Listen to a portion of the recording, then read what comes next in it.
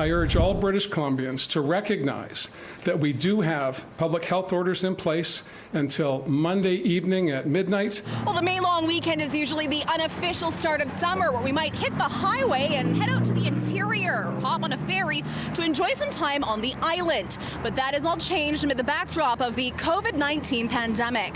BC's leaders are once again pleading with people to stay close to home. Whenever there's been a long weekend, we've seen an increase in case counts, which leads to an increase in potential fatalities. Premier John Horgan is asking people not to leave town and to stay within their own health authority. There are public health orders in place. There are travel restrictions in place, not to the beginning of the long weekend, but to the end of the long weekend. Checkpoints are still in place along 4 BC highways, and that means people will still be asked whether their travel is for essential purposes.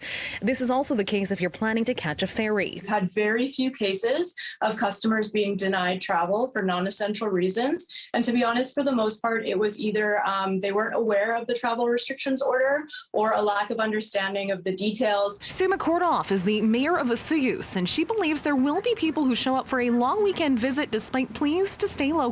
We are assuming that some of them will not abide by the what has been said, that the non-essential travel. And so we just hope that if there are people coming here, and I totally understand they pay taxes and they own property, we expect them to abide by the same rules and regulations that all of us do. McCordoff is asking people to be respectful and also to remember who is responsible for enforcing the rules. And when people phone me and say, so-and-so's here in town, we want you to go out and tell them that they have to leave, I can't do that.